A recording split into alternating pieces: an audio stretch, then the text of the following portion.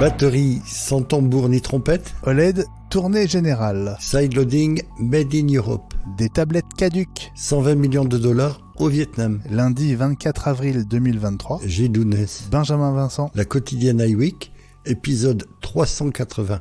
Bonjour à tous. J-42 avant la keynote de la WWDC 2023 le 5 juin et la présentation très probable du casque Apple de réalité étendue, un casque qui n'aurait que 2 heures d'autonomie selon Mark Gurman et auquel on pourra brancher un pack de batterie externe via une évolution du MagSafe. Les données, elles, transiteraient via un deuxième câble connecté cette fois en USB-C, Gilles.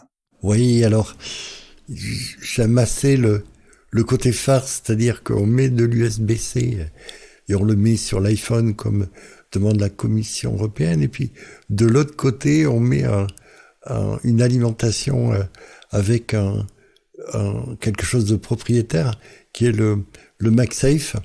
Je trouve ça assez rigolo, quoi. Alors, bien entendu, c'est quelque chose de nécessaire, puisque ça permet de se débrancher si on s'accroche ou quoi que ce soit, ça permet de déconnecter sans dégâts, et ça n'est pas du luxe, parce que les MacBook Pro qui ont un temps abandonné le MagSafe pour de l'USB-C, c'est pas ça, le connecteur s'abîme au fur et à mesure des branchements accidentels, donc c'est une excellente chose qui soit revenu au MagSafe, qui est pensé être il pensait au MagSafe pour ce nouveau casque. Alors, ça m'a l'air plutôt bien pensé, même si on peut regretter les 2 heures d'autonomie dans un premier temps. Ça fait 2 heures de cours si on est sur de l'éducation comme moi, c'est mon hypothèse. Mais justement, quand tu as vu cette info et cette autonomie limitée à 2 heures, tu t'es pas dit, ce casque, il est mort-né? Non, il a... Souviens-toi, les premiers portables Apple et MacBook Pro avaient une autonomie limitée. On avait sur les 17 pouces au maximum du 3h30, 4h. On pouvait même pas faire pour moi, un Pau Paris sans gérer l'autonomie au maximum, se tuer les yeux avec un écran à moins de 50%, etc., et faire des pauses. Ça a toujours été un point nodal, quelque chose de vraiment très problématique, cette autonomie, pour tous les nouveaux appareils, quels qu'ils soient. C'est une jugulaire et il faut en passer par là. Au départ, on a une autonomie qui est comptée, qui est limitée. C'est la même chose pour les voitures électriques, au départ. Ouais, moi je me suis dit, entre les 2 heures et le fait qu'il y ait des câbles partout, en fait, c'était pas une bonne nouvelle. C'est un compromis, on va voir. Il reste encore 42 jours, tu l'as dit.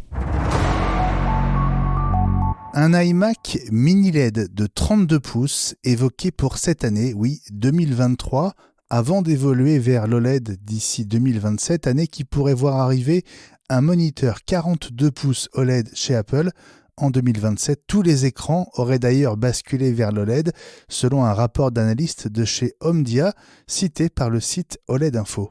Bon, ils sont pas non plus très très connus. Il y a beaucoup de pincettes de la part des sites qui ont répercuté cette rumeur.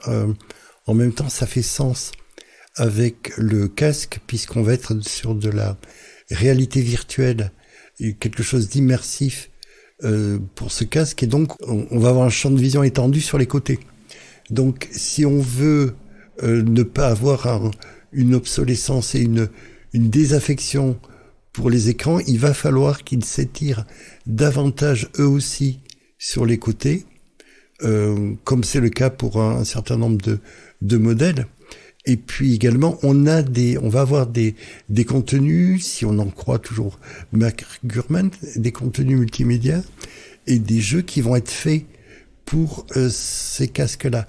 Donc, si on ne veut pas multiplier les versions et les résolutions et les affichages, il va falloir adapter les écrans pour ces nouveaux contenus avec un champ de vision, une diagonale qui va être étendue non pas vers le haut mais sur les côtés, de manière à être davantage immersif et être dans la vision périphérique et éventuellement pour des jeux d'action être surpris par ce qui va te tomber dessus. Mais on est bien d'accord, un iMac de 32 pouces avant la fin de l'année, ce serait une très bonne nouvelle.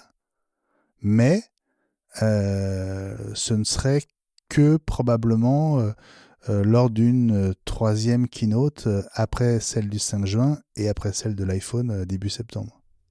Oui, ce genre d'iMac avec un écran plus alléchant, certes, c'est typiquement quelque chose pour une keynote d'octobre ou de début novembre.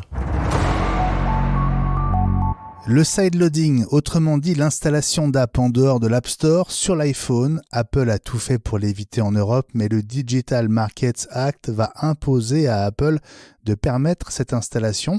Et dans le Mac Rumors Show, Mark Gurman de Bloomberg a confirmé l'hypothèse selon laquelle iOS 17 sera la première version à permettre le sideloading, mais Gilles, uniquement en Europe.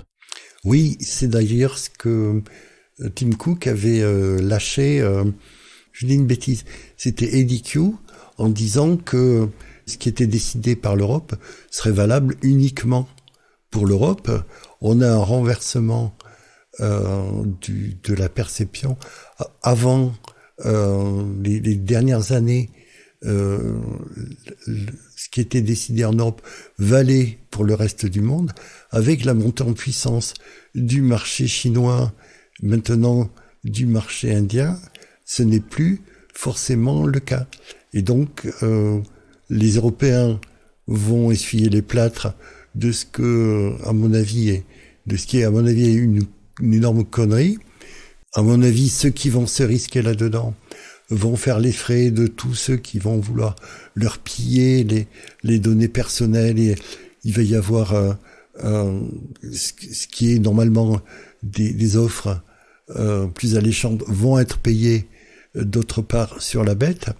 Donc on est un petit peu dans cette maxime qui était dans si Versailles m'était compté, puisque ces mystères nous dépassent, feignons d'en être les organisateurs. C'est un petit peu ça l'Europe.